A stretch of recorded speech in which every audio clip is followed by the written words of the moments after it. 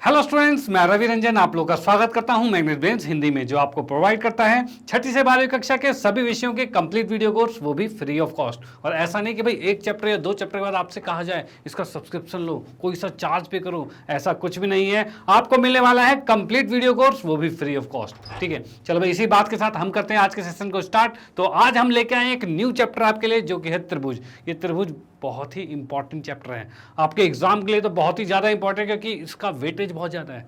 Marks के हिसाब से कहा जाता है बहुत ज़्यादा है इसका वेटेज। ठीक है, और कहा जाए नॉलेज के हिसाब से भी बहुत है भाई, बहुत मज़ा आने वाला है त्रिभुज पढ़ने में। बिल्कुल बेसिक से स्टार्ट करेंगे, बिल्कुल बेसिक से एडवांस तक, जहाँ तक भी आपके स्कूल लेवल में टच करता है हर चीज़ आपसे करवाएंगे और थोड़ा सा एडवांस ही ले जाएंगे।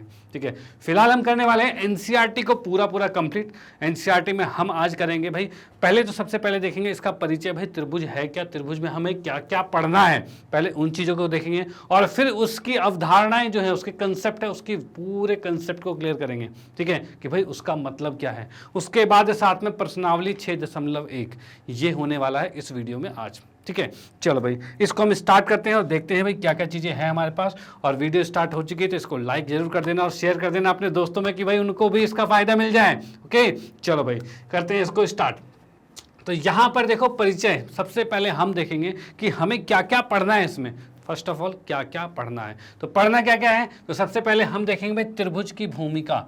भाई त्रिभुज होता क्या है, सबसे पहले चैप्टर के नाम के बारे में हमें पता होना चाहिए कि भाई त्रिभुज क्या होता है। तो त्रिभुज तो हम बचपन से पढ़ते आ रहे हैं, ठीक है ना, बचपन से पढ़ते आ रहे हैं। त्रिभुज क्या होता है, 3 भुजाओं से बंद आकृति को त्रिभुज कहा जाता है। तो उसमें भी हम वेराइटीज देखेंगे भाई त्रिभुज क्या है, बिल्कुल बेसिक से लेके चलेंगे, समझ लो कि कुछ नहीं आता, वहां से स्टार्ट करेंगे और एकदम एडवांस तक। ठीक है, तो सबसे पहले हम जानेंगे त्रिभुज के बारे में, त्रिभुज क्या होता है, उसके प्रकार क्या होते हैं, उन चीज़ों के बारे में देखेंगे। उसके बाद हम लेके आएंगे भाई समरूप आकृतियाँ क्या होती है। समरूप आकृतियां, जैसा कि 9वीं कक्षा में आपने सर्वांक्षम पढ़ा था, तो यहाँ 10वीं कक्षा में समरूप आकृतियों के बारे में पढ़ना है हमें। ठीक है, तो मैं उसको भी रिलेट कराऊंगा, सर्वांक्षम को भी रिलेट कराऊंगा इसके साथ। ठीक है, लेकिन फिलहाल इसके अंदर हमारे पास क्या है, समरूप आकृतियां हैं, जो सिमिलर फिगर कहा जाता है, उसके बारे में हम पढ़ेंगे। उसके बाद नेक्स्ट है त्रिभुज की समरूपता, मतलब ये चैप्टर जो है त्रिभुज है, तो भाई त्रिभुज की समरूपता के बारे में भी पढ़ना होगा। ठीक है, और उसी के अनुसार उसी पे बेस्ड क्या चीज़ है, बहुत से परिमेय हैं, उसको भी हम यहाँ डिस्कस करेंगे और पढ़ेंगे कि भाई परिमेय क्या कहता है और क्या कौन से फॉर्मूले को बताता है वो। ठीक है, उसके बाद क्या है, उसके बाद एक मोस्ट इंपॉर्टेंट आपका परिमेय है, क्या है, आधारभूत अनुपातीय परिमेय, यानी कहा जाए बेसिक प्रोपोर्शन थ्योरम, जिसे बीपीटी कहा जाता है। तो ये बीपीटी परिमेय जिसे कहा जाता है मोस्ट इंपॉर्टेंट है ये। ठीक है ना, ये कहते हैं ना, या फिर इसका परिमेय आएगा या फिर इसके बेस पे क्वेश्चंस आएंगे, वो आ ही जाते हैं, हर बार आते हैं। ठीक है ना, कहते हैं ना बिल्कुल एक 100% वाला क्वेश्चन होता है ना, वो ऐसा ही है। ठीक है, इसको थेल्स परिमेय भी कहा जाता है। और इसी के विपरीत को भी पढ़ेंगे, एक तो बीपीटी परिमेय है, एक बीपीटी का विपरीत है, कन्वर्स ऑफ बीपीटी है, उसको भी पढ़ेंगे। ओके, और इसी के आधार पर जितने क्वेश्चन है सबको तो क्लियर करना ही है, क्योंकि एनसीईआरटी हम पूरा पढ़ ही रहे हैं। ओके, चलो भाई ये बीपीटी भी हम करेंगे कंप्लीट। उसके बाद हमारे पास है त्रिभुज की समरूपता के लिए कसौटियाँ। भाई त्रिभुज जो होते हैं वो आपस में समरूप होते हैं, वो किन किन कसौटियों से समरूप होते हैं, मतलब उसका क्राइटेरिया क्या होता है, क्या क्या चीज़ें बराबर होनी चाहिए, क्या नहीं बराबर होनी चाहिए, उस अकॉर्डिंग हम देखेंगे कि भाई वो कैसे एक दूसरे के लिए समरूप होता है, कैसे दो त्रिभुज आपस में समरूप हो जाते हैं। ओके, इस चीज़ को हम कंप्लीट करने वाले हैं। उसके बाद है भाई समरूप त्रिभुजों के क्षेत्रफल, मतलब 2 समरूप त्रिभुज है, पहला समरूप है, दूसरा त्रिभुज समरूप है। ठीक है, 2 त्रिभुज आपस में समरूप है, तो इसका क्षेत्रफल उसके क्षेत्रफल से कैसे रिलेट करेगा उसके बारे में पढ़ेंगे। ठीक है, इसका एक परिमेय भी है, उसको भी हम डिस्कस करेंगे, वो भी बहुत ही ज़्यादा इंपॉर्टेंट है। इस चैप्टर से परिमेय तो बहुत ही इंपॉर्टेंट है। ठीक है, उस परिमेय के भी अलग अलग से मैं वीडियोज़ बनाऊंगा कि भाई परिमेय को अलग से, जिससे कि आप बिल्कुल समझ पाएँ कि कैसे कैसे उस परिमेय में हमने उसको सॉल्व किया है। और डायरेक्ट परिमेय उठ के आ जाता है 6 नंबर के, कुछ बोर्ड में आते हैं 6 मार्क्स के क्वेश्चन, तो 6 मार्क्स का परिमेय आ जाएगा। ठीक है, और कुछ में होते हैं जो 4 मार्क्स के हाईएस्ट क्वेश्चन होते हैं, तो उसमें 4 मार्क्स के क्वेश्चन आ जाते हैं परिमेय। तो यानी कि परिमेय तो कंफर्म है, 4 से 5 परिमेय आपको बताऊंगा कि भाई ये वाले परिमेय सबसे इंपॉर्टेंट परिमेय है। ठीक है, उसको आपको पढ़ना ही पढ़ना है और वो पेपर में आते ही हैं। यानी अगर कहा जाए 4 परिमेय, उसमें से आपके 2 आ ही जाएंगे, तो भाई इससे बड़ी बात क्या है, इससे बड़ी कोई बात ही नहीं है। तो वो चीज़ें भी मैं आपको बताऊंगा। ओके, चलो भाई उसके बाद फाइनली देखो समरूप त्रिभुज के क्षेत्रफल वाला था, एक तो ये था। उसके बाद ये पाइथागोरस परिमेय, पाइथागोरस के बारे में बहुत पढ़ा था आपने, बचपन से पढ़ते आ रहे हो बहुत बार कि पाइथागोरस भाई समकोण त्रिभुज में लगता है कि भाई कर्ण का वर्ग जो होता है वो लंब और आधार के वर्ग के योग के बराबर, तो ये चीज़ पढ़ते आ रहे थे, ठीक है। लेकिन फाइनली हम इस त्रिभुज के चैप्टर में हम उसको सिद्ध करेंगे कि वो बना कैसे, वो फॉर्मूला आया कैसे, ठीक है, उसको हम यहाँ पर सिद्ध करेंगे और उसी के आधार पर हम क्वेश्चन भी करने वाले हैं, ठीक है। यानी आपको मिलने वाला है फुल पैकेज, कहते हैं ना बिल्कुल मज़ा आने वाला है। तो आखिरी तक बने रहिएगा, इसके सारे लेक्चर्स देखिए तो भाई मज़ा तो आएगा ही आएगा, ठीक है। और आपको सारी चीज़ें सारे कंसेप्ट बिल्कुल माइंड में हम सेट करवा देंगे, ठीक है, कि आपसे कोई गलती ना हो और आप इसकी प्रैक्टिस करिए, फिर तो भाई कुछ बचेगा ही नहीं, फिर तो मज़ा आ जाएगा। और नंबर कोई काट के दिखाते फिर हमारे बिल्कुल नहीं कटेंगे, ठीक है। तो बस साथ बने रहिएगा, हम मेहनत कर रहे हैं, आप भी मेहनत करिए और साथ में बने रहिए, मज़ा लाने की गारंटी हमारी। ओके, चलो भाई आते हैं नेक्स्ट पे। तो सबसे पहले हम आते हैं त्रिभुज की भूमिका, इंट्रोडक्शन ऑफ ट्राइंगल जो है, ठीक है, यानी त्रिभुज होता क्या है सबसे पहले हम जानेंगे। तो त्रिभुज के लिए सबसे बेसिक उसकी लाइन क्या है, सबसे कहते हैं ना आधारभूत लाइन क्या होती है, तो 3 भुजाओं से बंद आकृति को त्रिभुज कहा जाता है, ठीक है। ये इसकी एक बेसिक लाइन है भाई, कोई भी 3 भुजाएं होती हैं उससे बंद आकृति को, अगर 3 भुजाएं हैं उनसे अगर उसको बंद कर दिया जाए तो त्रिभुज हो जाएगा। डन, ये चीज हो गया। अब त्रिभुज के कुछ प्रकार होते हैं जो कि हमने पढ़े हुए हैं। क्या क्या चीज प्रकार पढ़े थे? एक तो होता है समबाहु त्रिभुज। त्रिभुज के प्रकार जो होते हैं एक होता है समबाहु त्रिभुज, ठीक है। समबाहु त्रिभुज क्या होता है? सबसे पहली बात तो ऐसे त्रिभुज जिनकी तीनों भुजाएं बराबर होती है उसे समबाहु त्रिभुज कहते हैं। जैसे ये त्रिभुज आपके पास है, इसकी एक भुजा एक ही है, ये भुजा भी एक आ हो जाए और ये भुजा भी एक आ हो जाए, तो ये तीनों भुजाएं अगर एक ही हो गई तो ये क्या हो गया? ये आपका समबाहु त्रिभुज, मतलब समान भुजा वाला त्रिभुज समबाहु त्रिभुज कहलाता है। ओके, कोई प्रॉब्लम नहीं, चलो ठीक है। उसके बाद नेक्स्ट आता है हमारे पास क्या? समद्विबाहु। समद्विबाहु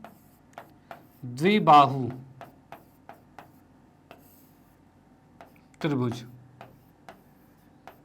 ठीक है। समद्विबाहु मतलब समान 2 भुजा, उसे समद्विबाहु कहा जाता है।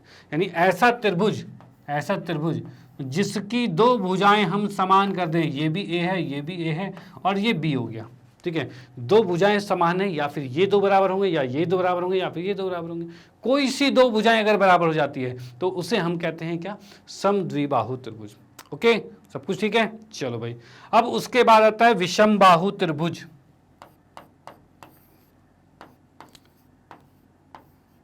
विषमबाहु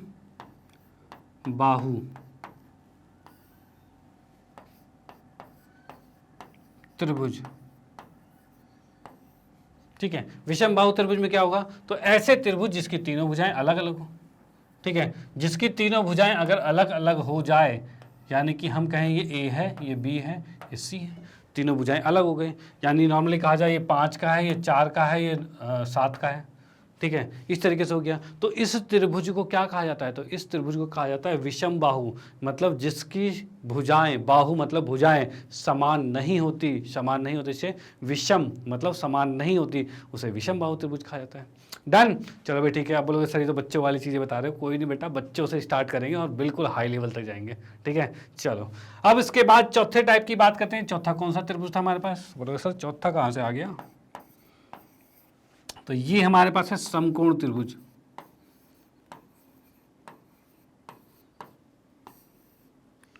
समकोण त्रिभुज, ऐसे हम बहुत सी त्रिभुज और बना सकते हैं, लेकिन हम बेसिकली इन चारों का ही नाम लेंगे क्योंकि ये सबसे इंपॉर्टेंट वाले पढ़ने वाले हैं, ठीक है। अब देखो समकोण त्रिभुज की बात करा जाए तो इसमें कुछ इस तरीके का समकोण होता है, मतलब ऐसा त्रिभुज जिसका एक कोण 90 डिग्री का हो जाए उसे समकोण त्रिभुज कहा जाता है। उसमें अगर कहा जाए तो ये P है, ये B है और ये H है, ये 3 भुजाएं अलग अलग होती है। लेकिन समकोण त्रिभुज में क्या रूल होता है? तो इसमें रूल होता है पाइथागोरस का, जिसको हम सिद्ध करेंगे, फिर चैप्टर में बने रहिए, आखिर में सिद्ध भी करेंगे। तो ये समकोण त्रिभुज है जिसका रिलेशन क्या होता है? H का वर्ग जो होता है वो P का वर्ग प्लस में B के वर्ग। भाई जो बड़ी वर्ग होती है, जो कर्ण होता है, उसका वर्ग जो होता है वो जो छोटे भुजाओं के वर्ग के योग के बराबर होता है। ये होता है पाइथागोरस, और वो लगता है समकोण त्रिभुज में, तो ये समकोण त्रिभुज हो गया। तो यहाँ हमने बेसिक पढ़ लिया कि त्रिभुज है क्या, 3 भुजाओं से बंद आकृति त्रिभुज है, और कौन कौन से उसके टाइप्स हैं। ओके, चलो भाई, उसके बाद आते हैं नेक्स्ट पे। नेक्स्ट की बात करते हैं, तो यहाँ पर आता है समरूप आकृतियाँ क्या होती हैं, यानी कोई भी आकृति समरूप कैसे होती है, समरूप क्या होती है। ठीक है, तो समरूप आकृतियों के लिए आपको बताऊं कि ऐसी आकृति जो 2 अलग अलग आकृति हो और वो दिखने में एक जैसे हों लेकिन एक छोटा और एक बड़ा हो, तो वो आपस में समरूप होंगे। ठीक है, फॉर एग्जाम्पल मैं लेके आता हूं इसके लिए, 1 मिनट।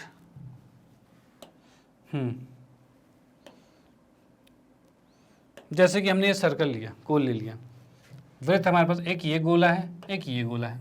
ठीक है, ये 2 गोले हो गए। क्या ये दिखने में एक जैसे नहीं लग रहे? ये भी गोल है, वो भी गोल है, भाई ये भी वृत्त है, वो भी वृत्त है। ठीक है, तो भाई दिखने में अगर एक जैसे हैं तो ये दोनों आपस में क्या होंगे? समरूप आकृतियां होंगी। ये दोनों की आकृति क्या है? समरूप है। वही मैं बात करूं दूसरा,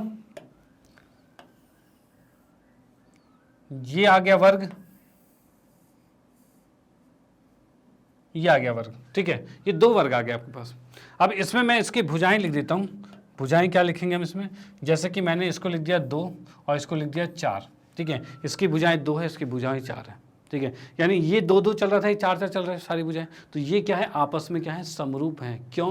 क्योंकि इनकी चारों भुजाएं बराबर है। ये 2 है, ये 2 है, ये 2 है, और इसकी भी चारों भुजाएं बराबर थी।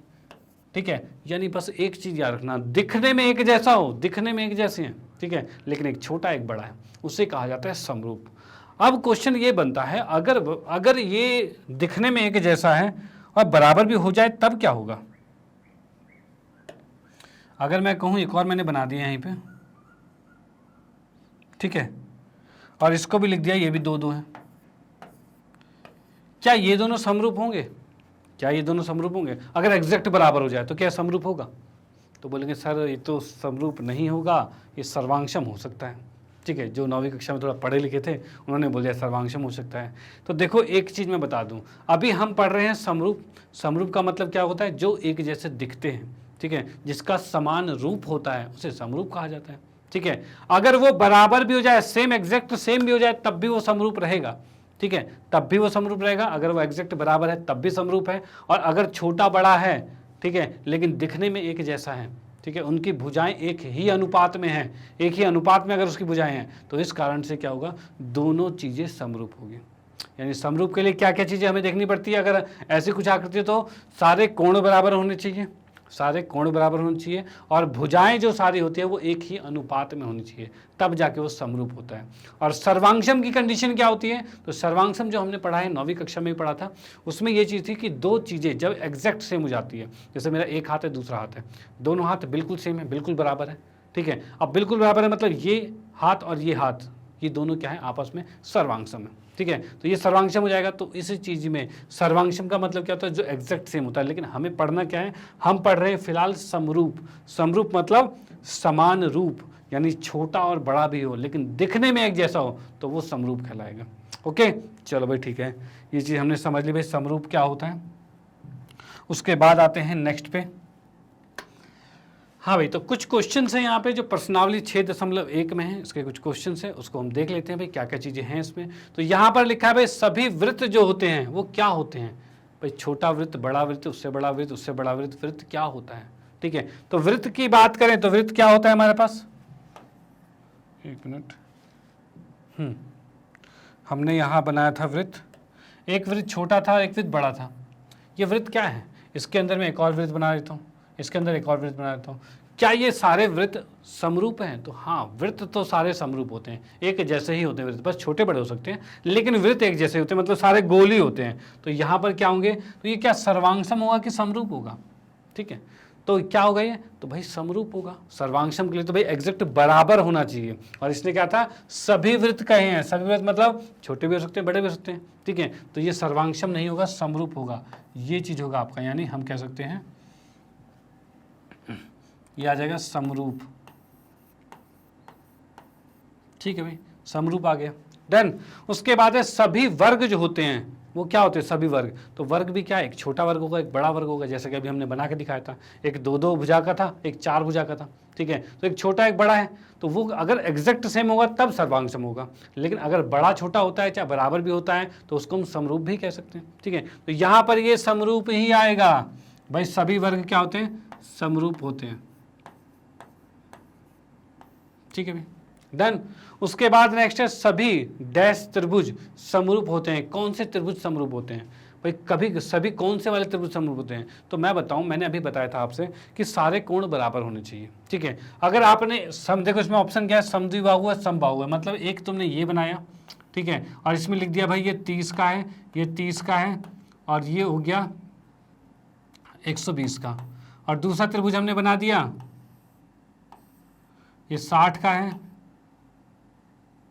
इसको कर देते हैं, और 50 का है, 50 का है, और ये हो गया 80 का। तो क्या ये समरूप होंगे, तो भाई इसमें इसके कोण बराबर ही नहीं है, कोण अगर बराबर नहीं है तो समरूप नहीं होंगे, लेकिन दोनों समद्विबाहु हैं, दोनों समद्विबाहु त्रिभुज हैं कि भाई दोनों के कोण बराबर है, मतलब दोनों समद्विबाहु त्रिभुज हैं, लेकिन ये क्या है, ये दोनों आपस में समरूप नहीं हो रहे, ये दोनों अलग अलग हो रहे हैं क्योंकि इसके कोण तो बदल गए। लेकिन अगर समबाहु त्रिभुज बनाऊं, एक छोटा मैंने बनाया समबाहु और एक बड़ा बनाया समबाहु, ठीक है, तो याद रखना सबके कोण, छोटा हो चाहे बड़ा हो, सबके कोण 60 डिग्री के ही होते हैं।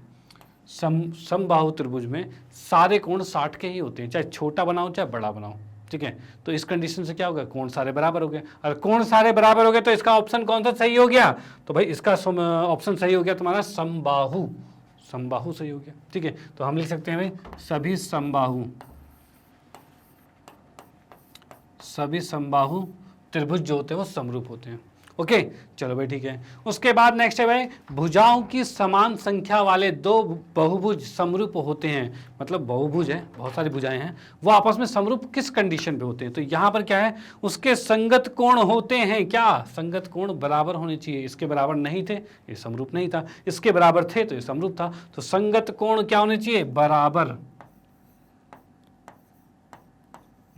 होंगे, ठीक है, बराबर हो, तथा उनके संगत भुजाएं क्या होनी चाहिए, बराबर होनी चाहिए कि समान अनुपात में होनी चाहिए। तो भाई पहले वाले में हमने देखा था 2-2 था और फिर 4-4 था, ये चीज हमने देखा था, तो भाई उसमें क्या होती, भुजाएं क्या समान थी, नहीं, लेकिन एक ही अनुपात थी, सब डबल हो रहे थे, 2 का 4 2 का 4 होता जा रहा था, तो यानी कि समानुपात होगा, ठीक है, बराबर नहीं होगा, समानुपात होगा, तो यहाँ पर ऑप्शन में आ जाएगा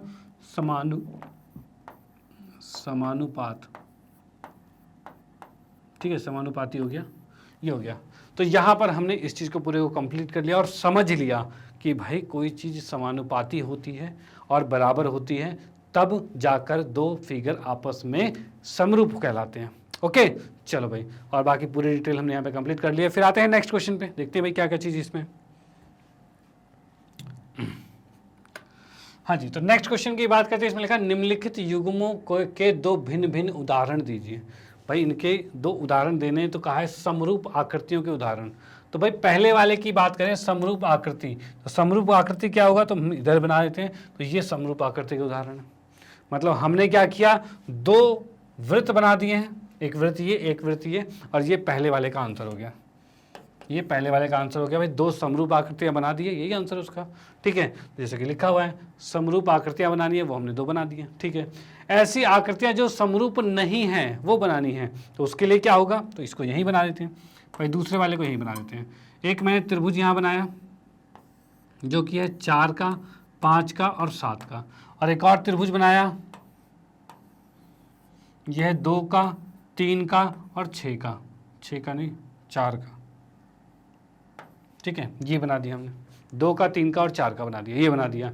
यहाँ पर हम देख सकते हैं ये ए बी सी है, और ये मान लिया पी क्यू और आर है, ठीक है। तो इस कंडीशन से यहाँ पर ये त्रिभुज ए बी सी ये समरूप नहीं होगा पी क्यू आर के, ठीक है, ये नहीं होगा, समरूप नहीं होगा क्योंकि ये तो अलग अलग हो गया। तो याद रखना यहाँ पे एक सिंबल आया समरूप का सिंबल, समरूप को कैसे दर्शाते हैं, तो अगर कोई भी चीज़ समरूप है, मतलब त्रिभुज मान लो ए बी सी, अगर त्रिभुज पी क्यू आर के समरूप होता है तो समरूप का साइन ये होता है, ऐसे दिखाया जाता है समरूप, ये चीज़ माइंड में सेट कर लेना।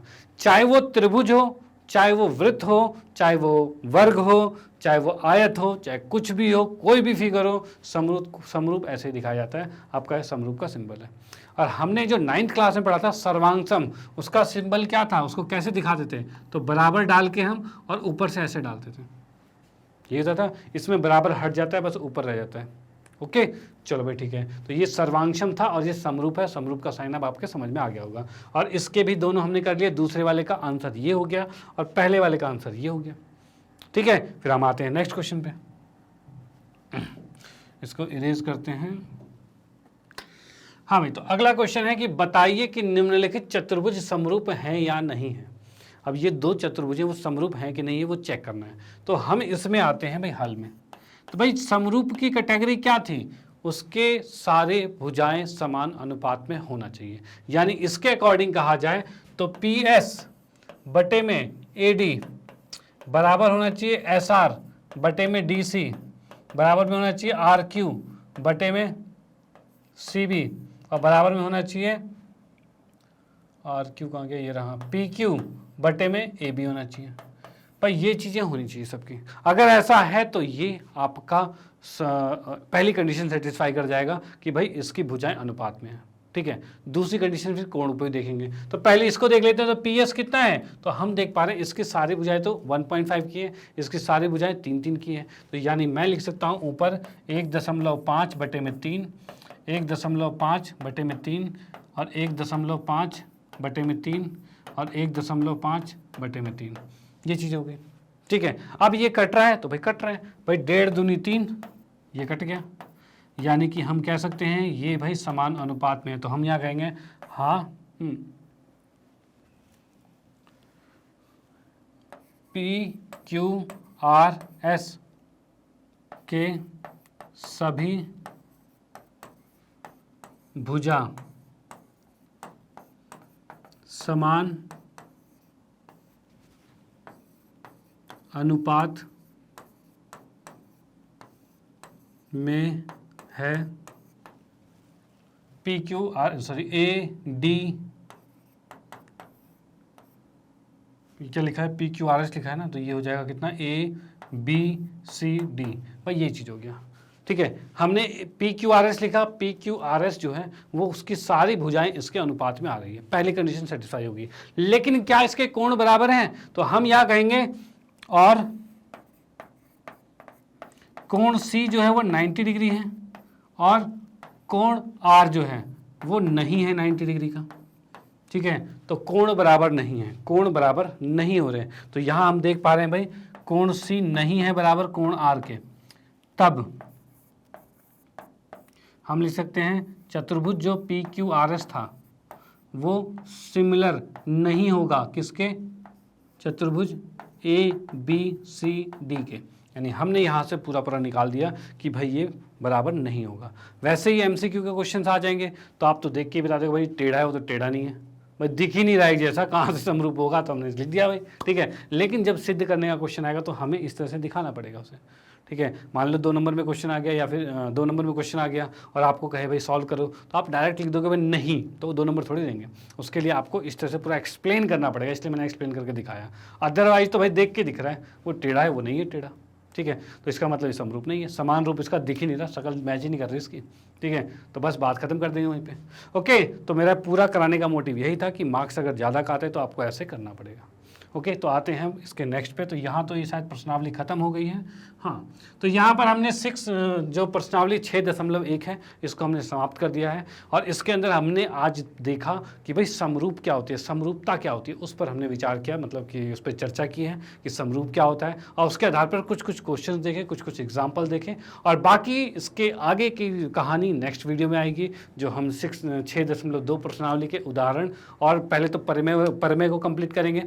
ठीक है, BPT परिमेय लेके आएंगे, BPT का कन्वर्स जो है उसका जो विपरीत है उसको भी लेके आएंगे। और उसके आधार पर क्वेश्चंस भी बहुत सारे हैं, वो भी सारे करने हैं हमें।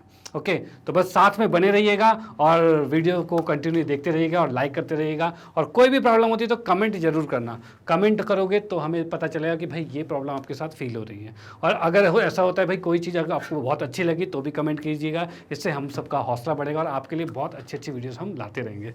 ओके, बाकी आप लोगों को पता ही है मैग्नेट ब्रेन एक ऐसा प्लेटफॉर्म है है जो आपको प्रोवाइड करता है केजी से लेकर 12th क्लास तक के सभी विषयों के कंप्लीट वीडियो कोर्स, वो भी फ्री ऑफ कॉस्ट। और आप लोगों की सुविधाओं के लिए मैग्नेट ब्रेन ने लॉन्च किया है मैग्नेट ब्रेन की वेबसाइट, जो कि है www.magnetbrains.com। और साथ ही साथ यही चीज़ सेम आपके मोबाइल एप्लीकेशन में भी मौजूद है, जहाँ पर आप एंड्रॉयड ऐप में जाके डाउनलोड भी कर सकते हैं मैग्नेट ब्रेन का ऐप, और वहाँ पर भी इसका फ़ायदा उठा सकते हैं। अब बोलोगे सर फ़ायदा क्या है ये बताइए। तो मैं आपको बताना चाहता हूं कि इसके अंदर आपके लिए मिलेगा सारी वीडियोस लेक्चर जो हैं बिल्कुल अरेंज्ड फॉर्म में, यानी पूरा एक कोर्स के पैटर्न की तरह आपको बना के दिया हुआ है, और यहाँ पर आके आप पूरे कोर्स को आप देख सकते हैं यहाँ पे, ठीक है ना। ऐसा नहीं यूट्यूब पे आप जाओगे भाई दुनिया भर की अलग अलग वीडियो आएगी, फिर आप डिस्ट्रैक्ट हो जाओगे भाई, वो वीडियो देख ले और पढ़ नहीं पाओगे, ठीक है। लेकिन यहाँ पर चीज़ें बिल्कुल सिस्टमेटिक तरीके से हैं, आप जब इसमें फोकस करोगे तो आपका फोकस बिल्कुल बनेगा, और इसके साथ आपको मजा आने वाला है। ओके, अब वो कैसे है, कैसे चीज़ें हैं, तो यहाँ मैं आपको बता दूँ, देखो इंग्लिश मीडियम का सेक्शन अलग है, हिंदी मीडियम अलग है, spoken English, NTSC, olympiad, UP board और एक्स्ट्रा अलग भी है, ठीक है। अब ये सारी चीज़ें हैं, तो इनमें आप किसी भी सेक्शन में हैं तो उस पर आप क्लिक कीजिए और उसका कोर्स आप अपने आप देख सकते हैं। वो भी इन कोर्सेज के अलग से कुछ पैसे नहीं है, कोई चार्ज नहीं है, ये मिलने वाला है बिल्कुल फ्री ऑफ कॉस्ट आपको, ठीक है। तो इसका फ़ायदा उठाने में दिक्कत ही क्या है भाई, क्वालिटी कंटेंट फ्री में मिल रहा है, फिर तो मज़ा ही आ रहा है, कोई दिक्कत नहीं। चलो भाई ठीक है, अब इसको यूज़ कैसे करते हैं वो देखिए। जैसे कि आप लोग हिंदी मीडियम में, तो आप हिंदी मीडियम पे क्लिक कीजिएगा, उसके बाद कक्षा 10वीं में है तो 10वीं पे क्लिक किया, और करते के साथ यहाँ पर सारे टीचर्स आपको दिख जाएंगे। ओके, अब इसमें किसी भी टीचर के किसी भी सब्जेक्ट के कोई भी डाउट हो आपको, तो उस टीचर के नीचे वॉच नाउ लिखा है, उस वॉच नाउ पे क्लिक कीजिएगा और वहाँ पे उसके सारे लेक्चर्स आप देख सकते हो। जैसे कि आपको मैथमेटिक्स में कोई दिक्कत है, गणित विषय में कोई दिक्कत है, तो मेरे सामने यहाँ वॉच नाउ है, वॉच नाउ पे क्लिक करोगे, क्लिक करते के साथ ऐसा कुछ आपके सामने दिखेगा, ठीक है। अब इसमें देखिएगा भाई, इसके अंदर आप देख पाओगे कि भाई कौन कौन से चैप्टर हमने कर रखे हैं। देखो पाठ्यक्रम का परिचय है, वास्तविक संख्या, और बहुत से चैप्टर हमने कंप्लीट करवा रखे हैं। यहाँ पर आके आप कोई भी पुरानी वीडियोस जो हैं, जो भी कोई कंसेप्ट आपका छूट गया है, तो यहाँ आके आप उसको देख सकते हो और इसका फ़ायदा उठा सकते हो। ओके, तो यानी आपको आने वाला है फुल टू फुल मज़ा। ओके, जैसे आप इसमें किसी भी टॉपिक में दिक्कत है, मान लो समांतर श्रेणी में दिक्कत है, उस पर क्लिक करोगे, क्लिक करते अंदर उसका कॉन्सेप्ट वीडियो देख लेना है, कोई NCERT सॉल्यूशन, बहुत सी चीज़ें आपकी मौजूद हैं। आपने कोई कॉन्सेप्ट भूल गए हैं तो उस कॉन्सेप्ट पे क्लिक किया, और कोई भी वीडियो पे क्लिक करते के साथ इस तरह से वीडियो प्ले हो जाएगी, और इसको बड़े बेहतरीन तरीके से आप देख सकते हो, कोई प्रॉब्लम नहीं होने वाली इसमें। ओके, चलो भाई, उसके बाद बाकी आप लोगों को मैं बताना चाहता हूं कि मैग्नेट ब्रेन ने हिंदी मीडियम में भी कोर्सेज को लॉन्च कर दिया है। 6ठी से 12वीं कक्षा के सभी विषयों के कंप्लीट वीडियो कोर्स आपको फ्री ऑफ कॉस्ट प्रोवाइड किए जा रहे हैं। जैसे कि आप इसका फ़ायदा उठा भी रहे हैं, तो इन चीज़ों को आप अपने रिलेटिव में या आपके फ्रेंड सर्कल में, जान पहचान में, कोई भी जो 6ठी से 12वीं कक्षा में पढ़ता है, उनको ये चीज़ें सजेस्ट कर सकते हैं, जिससे उनका भी फ़ायदा हो। भाई आपका फ़ायदा तो हो ही रहा है, उनका फ़ायदा हो तो इससे बड़ी बात और क्या होगी। ओके, बाकी आपको कहना चाहता हूँ, वीडियो अच्छी लगती है तो इसको लाइक कीजिए, न्यू है तो सब्सक्राइब कीजिए, और शेयर तो आप करते रहिए। Okay, bye, thank you.